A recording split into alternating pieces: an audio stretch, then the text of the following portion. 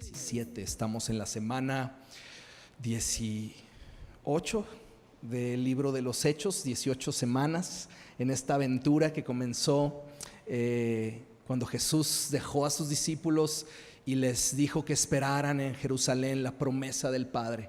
Recibieron el poder del Espíritu Santo y vemos el nacimiento de la iglesia y vemos cómo la iglesia es embestida de poder para una misión.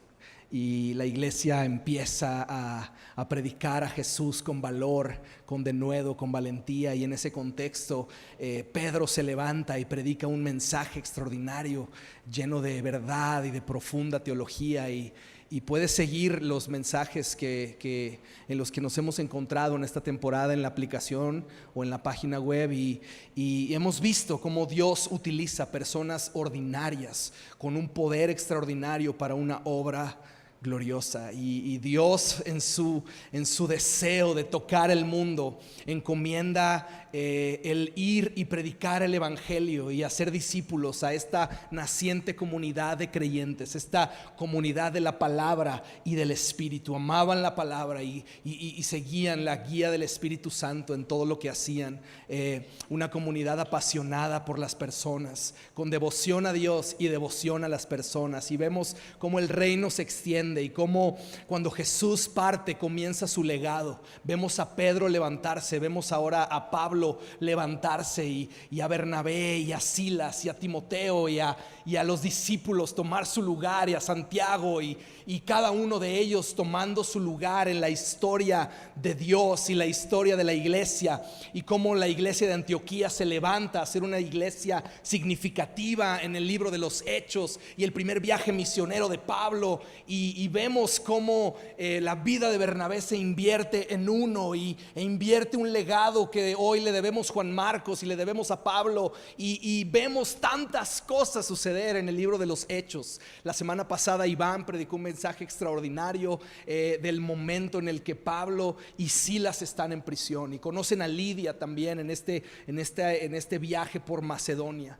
Y en este contexto nos encontramos en el capítulo 17. Nos encontramos en el capítulo 17, poniendo un poco de contexto alrededor de esto. Estuvieron primero en Macedonia visitando Filipos, donde estuvieron en prisión. Ahora se mueven a la ciudad de Anfípolis, a Polonia, y están en Tesalónica. Ahora el inicio del capítulo 17 es en Tesalónica, y después de enseñar ahí la escritura y razonar con la gente, explicando y demostrando la verdad del evangelio, se mueven a la ciudad de Berea. Y en la ciudad de Berea están predicando y parece que encuentran más favor. La escritura misma dice que encuentran personas con la mente abierta, y muchos respondieron al mensaje del evangelio en Berea. Mientras están en Berea, Pablo deja a Timoteo y a Silas en Berea y se mueve a la ciudad de Atenas, una ciudad muy relevante y significativa del mundo antiguo. Lo sabemos, los griegos y Atenas, una capital del conocimiento, la filosofía, las ideas. Le debemos incluso muchas cosas de nuestros sistemas de gobierno y muchas de las cosas que inclusive siguen afectando al mundo moderno provienen de lo que sucedió en Atenas y lo que estaba sucediendo en esta capital del conocimiento del mundo antiguo. Y en ese contexto Pablo va y está esperando a Silas y a Timoteo, les manda a llamar de Berea, está a la espera de que lleguen y se le unan en este viaje misionero. Y mientras está ahí, camina y recorre las calles de la ciudad y ve los ídolos que se encuentran en todas partes. Y en este contexto quisiera que leyéramos lo que acontece y lo que sucede en la visita de Pablo a Atenas y la predicación de Pablo en Atenas, que es para mí algunos de los versos más significativos de la predicación del evangelio de Pablo en Atenas. Y vamos a leer lo que está sucediendo. Vamos a leer del 16 al 34, y a partir de ahí vamos a enfocarnos algunas cosas que acontecieron con Pablo en estos versos. ¿Les parece bien? Es el plan de esta mañana, de esta tarde. Vamos a leer entonces Hechos 17, 16 al 34, y vamos a permitir que la escritura nos enseñe lo que está sucediendo aquí. Mientras Pablo los esperaba en Atenas, se indignó profundamente al ver la gran cantidad de ídolos que había en toda la ciudad. Iba a la sinagoga para razonar con los judíos y con los gentiles temerosos de Dios, y hablaba a diario en la plaza pública con todos los que estuvieran ahí. También debatió con algunos filósofos epicúreos y estoicos. Cuando les habló acerca de Jesús y de su resurrección, ellos dijeron: ¿qué trata de decir este charlatán con estas ideas raras? Otros decían: parece que predica de dioses extranjeros. Entonces lo llevaron al Concilio Supremo de la ciudad. Ven y háblanos sobre esta nueva enseñanza, dijeron. Dices cosas bastante extrañas y queremos saber de qué se trata. Cabe explicar que todos los atenienses, al igual que los extranjeros que están en Atenas, al parecer pasan todo el tiempo discutiendo las ideas más recientes. Entonces Pablo, de pie ante el concilio, les dirigió las siguientes palabras: hombres de Atenas, veo que ustedes son muy religiosos en todo sentido. Porque mientras caminaba observé la gran cantidad de lugares sagrados, y uno de sus altares tenía la siguiente inscripción: a un Dios desconocido. Este Dios a quien ustedes rinden culto sin conocer es de quien yo les hablo. Él es el Dios que hizo el mundo y todo lo que hay en él, ya que es el Señor del cielo y de la tierra. No vive en templos hechos por hombres, y las manos humanas no pueden servirlo, porque él no tiene ninguna necesidad. Él es quien da vida y aliento a todo y satisface cada necesidad. De un solo hombre creó todas las cosas. De un solo hombre creó todas las naciones de toda la tierra. De antemano decidió cuándo se levantarían y cuándo caerían, y determinó los límites de cada una. Su propósito era que las naciones buscaran a Dios, y quizá acercándose a tientas lo encontraran, aunque Él no está lejos de ninguno de nosotros. Pues en Él vivimos, nos movemos y existimos. Como dijeron algunos de sus propios poetas, nosotros somos su descendencia. Y como esto es cierto, no debemos pensar en Dios como un ídolo diseñado por artesanos y hecho de oro, plata o piedra.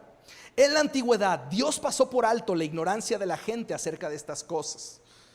Pero ahora Él manda que todo el mundo en todas partes se arrepienta de sus pecados y vuelva a Él.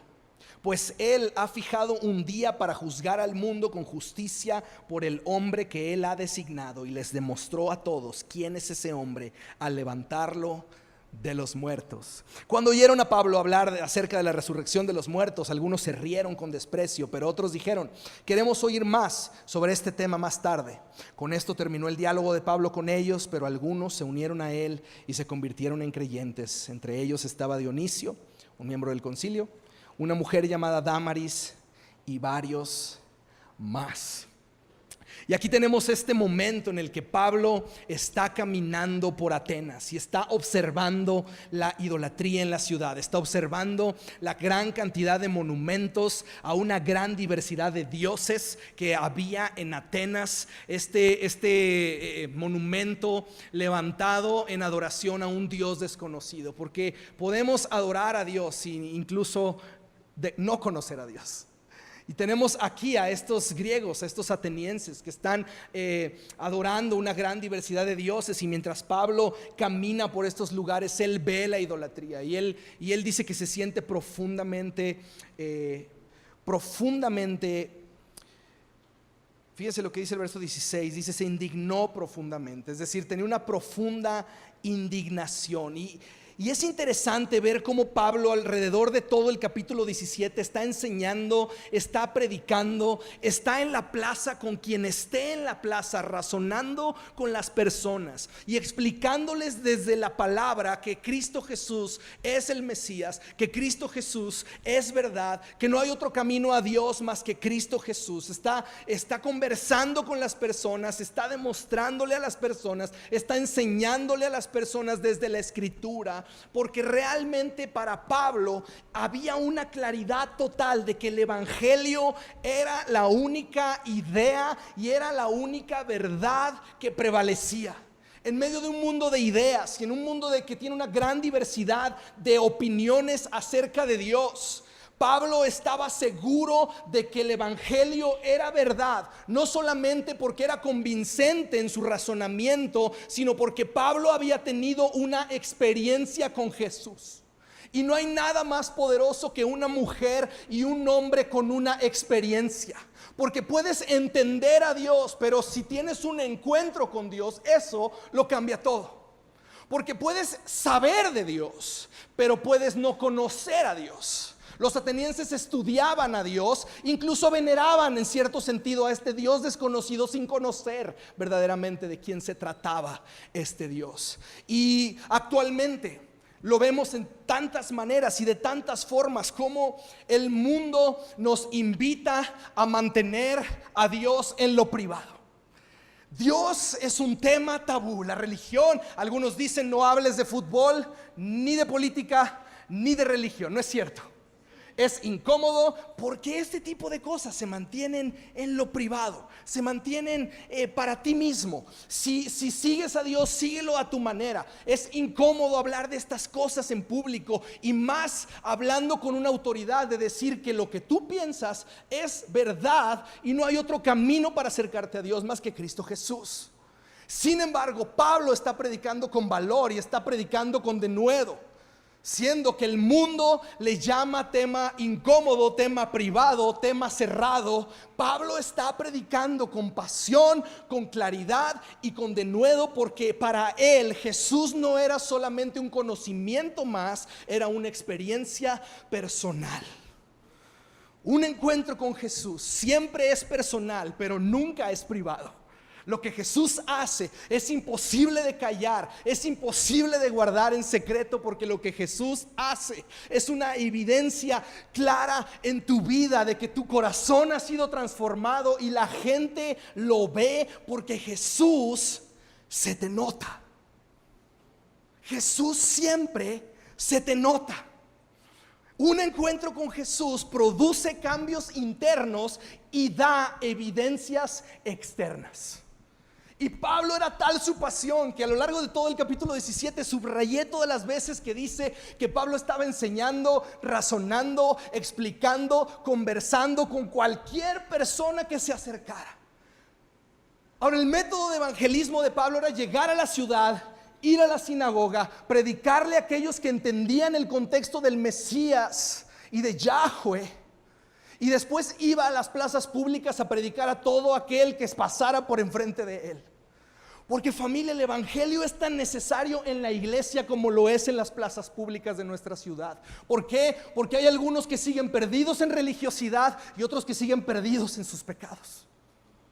Por algo, cuando el padre pródigo deja ir al hijo, en casa se quedó uno que, por más cerca que estaba del padre, aún estaba perdido en su religiosidad.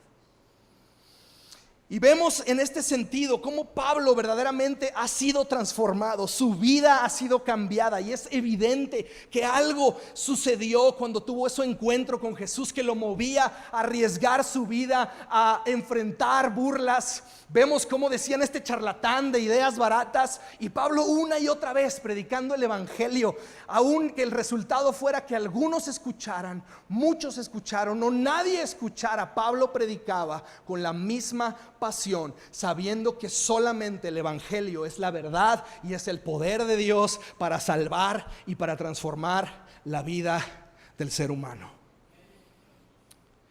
El evangelio te revoluciona, te transforma, te trastorna, te convierte y te altera permanentemente. Es decir, el evangelio produce un cambio del corazón que es evidente a los ojos de todo aquel que ve una vida que ha sido tocada por Jesús.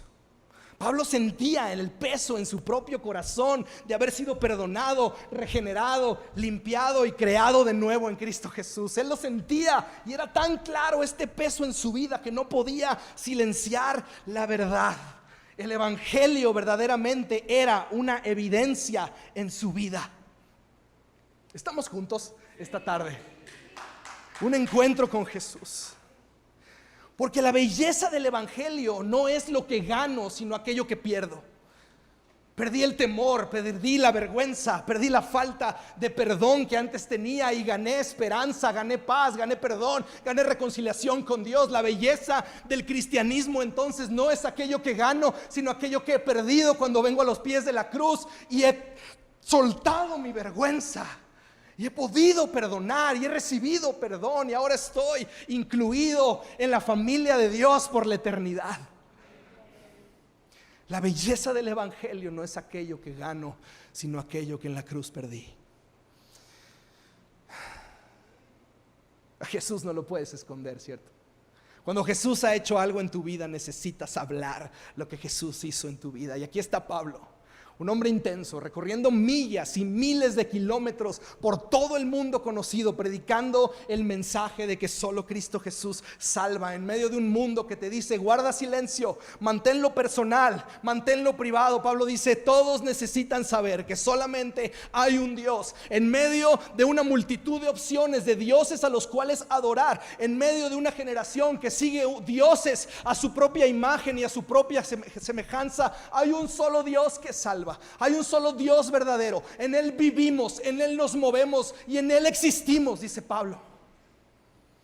Dios no fue creado por las manos de ningún hombre. El verso 26 dice: ni se les ocurra pensar en Dios como un Dios hecho por manos de hombres, tallado por artesanos, porque Dios no puede ser contenido en templos humanos. Él no fue hecho por nadie, sino Él hizo al mundo. Él no necesita de nadie, sino que todos le necesitan a Él. Él no fue creado, sino Él es creador de todo lo que existe. Él es Dios. En Él nos movemos, en Él vivimos y por Él existimos. Y la mentalidad del mundo actual no es muy diferente a la del mundo antiguo. Una serie de altares y lugares donde podemos rendir culto a lo que sea de nuestra elección. Negocios, familia, belleza, apariencia física, dinero, poder, hijos, fama. Una serie de altares que llaman y nos invitan a rendirle nuestra adoración, nuestra veneración, a entregarle nuestro culto, a ofrecerle nuestra vida, a traer a sus pies lo mejor que tenemos. Y Pablo ve lo que está sucediendo. Pablo ve algo, Pablo siente algo en Atenas. Y creo que si vamos a ser una generación que va a tocar la ciudad, y si vamos a ser una generación que va a ver el reino de Dios tocar la tierra, necesitamos ver lo que Pablo vio y sentir como Pablo sintió en Hechos 17, verso 16. En Él vivimos, nos movemos y existimos. Y estamos empezando desde el mensaje. Y después voy a regresar a lo que Pablo vio y sintió en el verso 16. Pero Pablo está diciéndonos: ustedes son muy religiosos. Ustedes tienen una serie de monumentos a los cuales pueden rendirle devoción y rendirle adoración. Pero verso 24 dice: Él es el Dios que hizo el mundo. Todo lo que hay en Él fue creado por Él. Él no tiene principio ni tiene final. Él es el eterno. Todo lo que existe fue creado por el poder de su voz. Todos ustedes existen porque el Señor en sus pensamientos les concibió, y el aliento que puso de vida en ustedes los trajo a existencia. Él no es un Dios más en la multitud del catálogo de dioses que existe en los lugares de adoración de nuestras ciudades. No lo hicieron manos humanas. El ser humano fue hecho por sus manos. Él no existe para mí, yo existo para Él. Vivimos, nos movemos y existimos porque Él puso su aliento de vida en nosotros. Estamos juntos, familia. Pablo estaba apasionado por Jesús y no podía silenciarlo. No había manera de que su voz se apagara. Alzaba su voz diariamente en las plazas públicas. Hablaba en el corazón del consumo y el comercio y la conversación de la ciudad. Todo sucedía en la plaza pública. Todo sucedía en la plaza pública. Fíjense lo que está sucediendo. Están consumiendo ideas en la plaza pública. Es el lugar donde la gente hacía sus transacciones comerciales, hacía su vida social, hacía su vida intelectual. Era el corazón de Atenas, la plaza pública. Y Pablo está predicando el evangelio en este lugar. Está llamando a todos estos compradores y consumidores de ideas, a todos estos compradores y consumidores de bienes y servicios, a todos aquellos que estaban buscando su identidad y su lugar en la ciudad. Compradores, consumidores, dejen lo superficial, dejen lo vacío, dejen lo temporal, abracen lo único que es permanente. Pablo les predicaba. Todos lo volteaban a ver como el charlatán de ideas raras. Mientras Pablo hacía este llamado que C.S. Lewis hizo muchos años después: todo lo que no es eterno es eternamente inútil. Y necesitamos, familia, como iglesia, como individuos, como mujeres y hombres, necesitamos ver lo que Pablo vio. Necesitamos sentir lo que Pablo sintió. Verso 16 dice la escritura que Pablo se indignó profundamente. Pablo se indignó profundamente. Pablo se sintió profundamente indignado al ver la condición de Atenas. Pablo se sintió profundamente indignado al ver la condición de las personas que vivían en esta preciosa ciudad, a la cual jamás he ido, pero he visto muchas fotos. ¿Alguien ha ido? No nos presumas, está bien, no queremos saber. Se indignó profundamente. Y la palabra que utiliza la escritura, cuando dice que Pablo se indignó profundamente, es la misma que se utiliza para describir cuando hablamos del celo de Dios. Es la misma que utilizamos para describir cuando decimos que nuestro Dios es un Dios celoso. Ahora, Dios no es celoso porque quiere quitarte algo. Dios es celoso porque te quiere a ti para Él.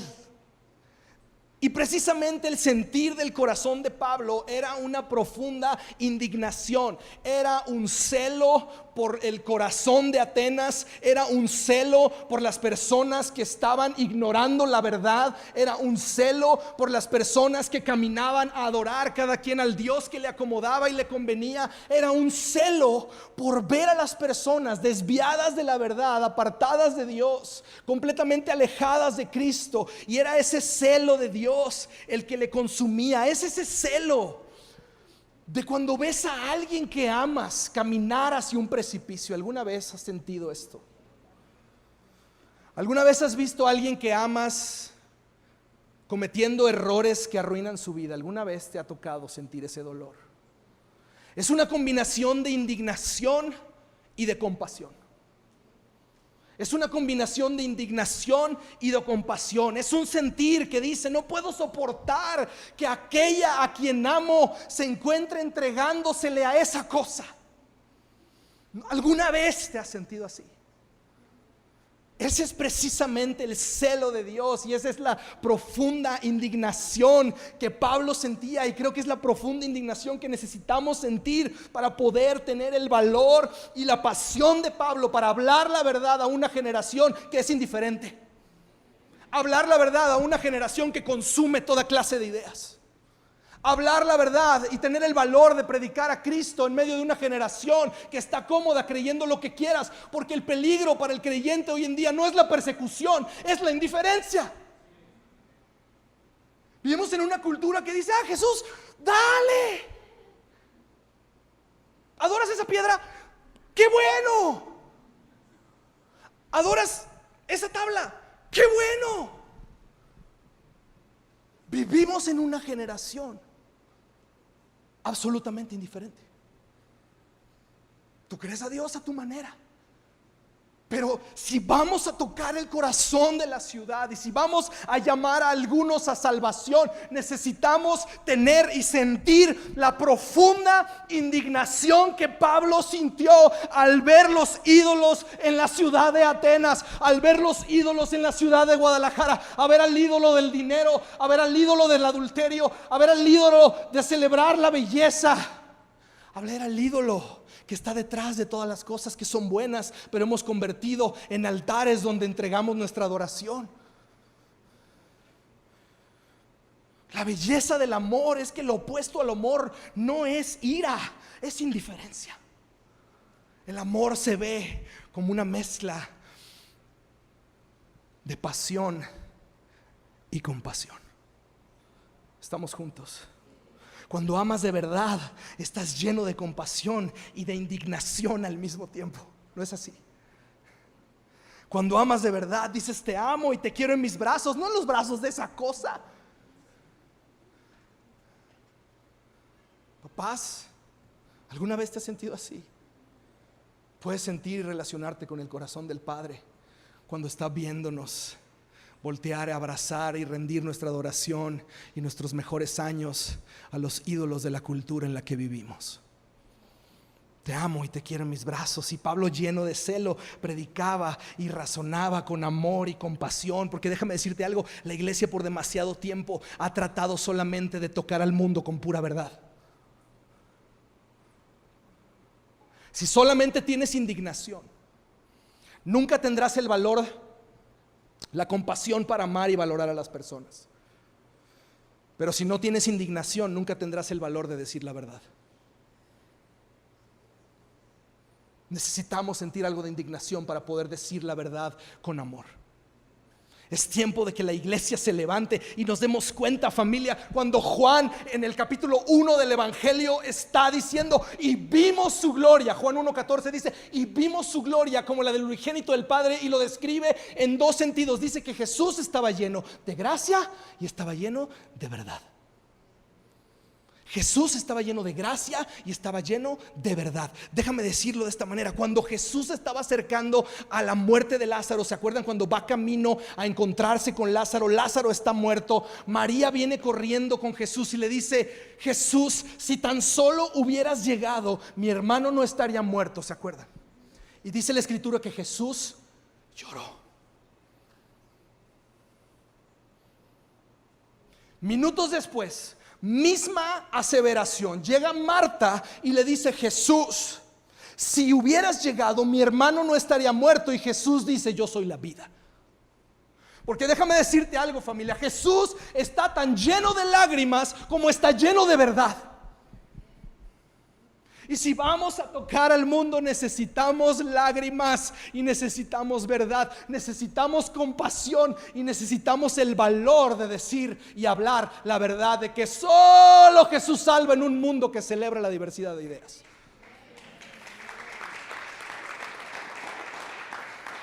Que la realidad, familia, de nuestro cristianismo es que desgraciadamente la mayoría de nuestras expresiones públicas como creyentes se han convertido en expresiones cobardes o expresiones faltas de amor. Hemos dejado de ser claros por celebrar que todo lo que sea está bien, y hemos dejado de ser amorosos por saber que somos los únicos dueños de la verdad. Jesús estaba lleno de gracia, estaba lleno de verdad.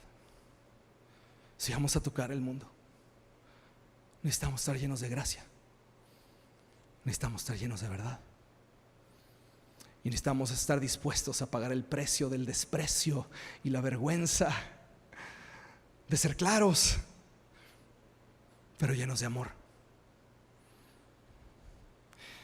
Porque precisamente nuestro Salvador, el único lugar en toda religión existente en la que encontramos esta tensión, donde vemos a un Dios verdadero ejerciendo una justicia y una ira divina, pero a la vez una compasión inagotable y una gracia incomprensible, es la cruz de Calvario.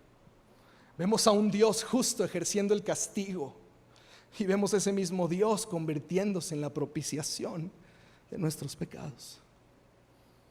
Es la cruz de Calvario lo que nos recuerda la manera en la que el Evangelio debe de ser predicado. Es la cruz que nos recuerda que necesitamos estar llenos de verdad, pero necesitamos estar llenos de compasión. Necesitamos estar llenos de gracia. Necesitamos sentir lo que Pablo sintió. ¿Estamos juntos? ¿En serio? Tenemos que ver lo que Pablo vio. Dice la escritura que Pablo vio la gran cantidad de ídolos que había en la ciudad. Dice que Pablo vio la idolatría de la ciudad. Y decimos, pues obvio. O sea, si vas a Atenas hoy en día, para los que hemos ido, aunque sea en la Encarta o en Google, o sea, la Encarta, eso es como el 96. ¿Alguien hizo alguna tarea en la Encarta, por Dios? Oye, todos los chavos de 20 así de ¿qué es eso? Es Google, o sea, hola.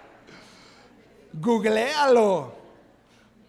En mis tiempos apenas estaba Altavista empezando a querer hacer algo y nunca hizo nada. Pero ese no es el punto. Pablo ve los ídolos en Atenas, ve mucho más allá de lo evidente. No ve solamente los edificios, no ve solamente los templos, ve que la gente está entregándole y rindiéndole su adoración a estas cosas. Ve la belleza del arte que hay en la ciudad, ve la belleza de las ideas, ve la belleza de los sistemas de gobierno, ve la belleza del comercio y todo lo que esta bella ciudad hacía y florecía y todas cosas buenas. Pero como Tim Keller dice, el problema con el mundo no son las cosas malas, sino las cosas buenas que han tomado el lugar de las mejores. El problema con el mundo, para nosotros los creyentes, no es lo malo del mundo la mayoría de las veces. El problema es que hemos tomado las cosas buenas y las bendiciones y las hemos convertido en altares. Le hemos dado nuestro tiempo, lo mejor de nuestra vida, nuestra atención, nuestra devoción, nuestra adoración. Hemos encontrado nuestra identidad ahí. En nuestra belleza, en nuestra apariencia física, en nuestra economía, en nuestras empresas, en nuestras familias. Y hemos dicho, esto es lo mejor de mi vida. Yo lo he dicho muchas veces. Esto es lo que me da estabilidad, porque creo que porque chambeo y genero un ingreso, tengo una vida estable. Entonces le doy mi tiempo y mi adoración y mi prioridad a mi trabajo. Porque en un falso sentido creo que aquello que me da de comer es aquello que me da seguridad. Y Pablo está diciendo, no. Atenienses, tapatíos, sureños de la ciudad, en Él vivimos, en Él nos movemos y en Él existimos. Él no tiene necesidad de nada.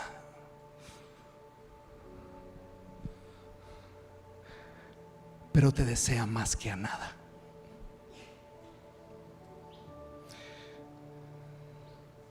Está en búsqueda de tu corazón. Está en búsqueda de tu adoración. Está en búsqueda de tu rendición.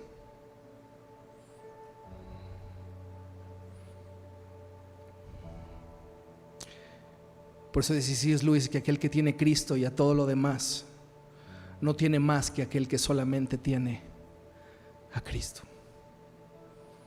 Que si tenemos a Cristo Jesús, tenemos todo. Que nos ponemos de pie y respondemos a Dios de manera personal, cada uno.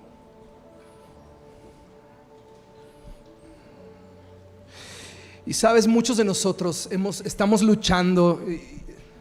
Te pido que no te distraigas, pero estamos luchando en nuestros matrimonios,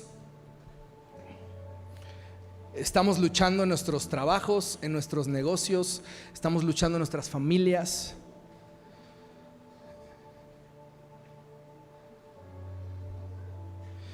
Y muchas veces la solución a todos esos problemas es ir un poquito más abajo. Es observar más allá de donde barre uno para las, ¿cómo dicen? Barre para que venga la suegra, ¿cómo dicen eso? Donde ve la suegra, exacto. Y levantar un poco más allá y buscar el lugar donde están escondidos tus ídolos, donde están escondidos tus ídolos. En tu vida social, en tu vida sexual. ¿Por qué está luchando tu matrimonio? Por tu vida sexual, que has dejado de honrar lo sagrado de la pureza sexual en tu matrimonio. O vives tan afanado por tu apariencia física, señorita, tan afanada por tener la siguiente mejor foto que publicar. Y de pronto eso se ha convertido más que un hobby en tu identidad.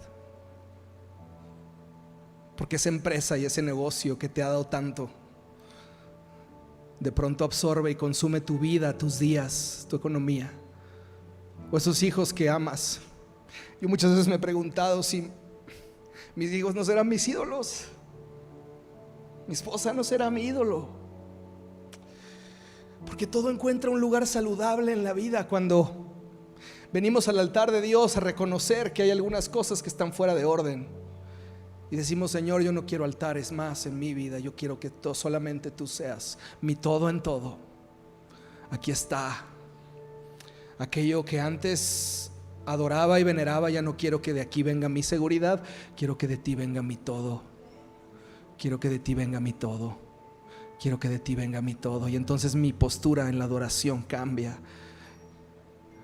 Y tiene que ser así. Tiene que ser así. De reverencia. En mi vida. Porque en Él vivimos. En Él nos movemos. Y en Él existimos. ¿Oramos? Pon tu corazón delante de Dios. ¿Y por qué no oras a Él? Él es tu Padre, Él te está escuchando y Él tiene celos de ti. Él te quiere cerca. Él quiere ser primero, porque sabe que tenerlo Él primero es lo mejor que te puede pasar. Así como uno como papá cuando ve a su hijo regarla horrible y dices: no, te quiero aquí en mis brazos porque te amo. Y yo creo que Dios te está diciendo hoy: te quiero en mis brazos porque te amo. Voltea a verme. Soy bueno, amplio en perdonar y grande en misericordia. Hay esperanza para ti. A ti que has corrido lejos, hay esperanza para ti. A ti que has puesto tu vida y tu identidad en otro altar, ven a mi altar y encuéntrame. Encuéntrame. Si tú sabes que necesitas rendir algunas áreas de tu vida al Señor, y si no las necesitas, por favor ven a saludarme al final para pedirte un autógrafo. Si tú como yo sabes que hay lugares oscuros en tu corazón y hay altares que necesitan ser derribados, te quiero invitar a que respondamos en adoración. Y mientras adoramos de manera personal, haz una oración con Jesús. Haz una oración al Señor y dile: Señor, ayúdame, aquí están estos altares, quiero derribarlos, ¿me ayudas? Tu gracia es suficiente, ¿me ayudas? ¿Me ayudas? Y su gracia te va a alcanzar en tu lugar de mayor necesidad. Mientras cantamos, responde a Dios, adora a Dios, habla con Dios, ora con Dios. Responde como tengas que responder. Si tienes que doblar tus rodillas, si tienes que hacer una oración, si tienes que pasar al frente, haz lo que tengas que hacer y vamos a responder a Dios. Vamos a hacer un altar en este lugar. Y mientras lo hacemos, siéntete libre de responder a Jesús como tú quieras responder a Jesús. Mientras cantamos que es su aliento en nuestro ser lo que nos da vida y existencia, respóndele a Dios. Sé que son las 2, estamos despedidos, pero vamos a responder en adoración. Si quieres quedarte un momento más, te quiero animar a que respondas a Jesús.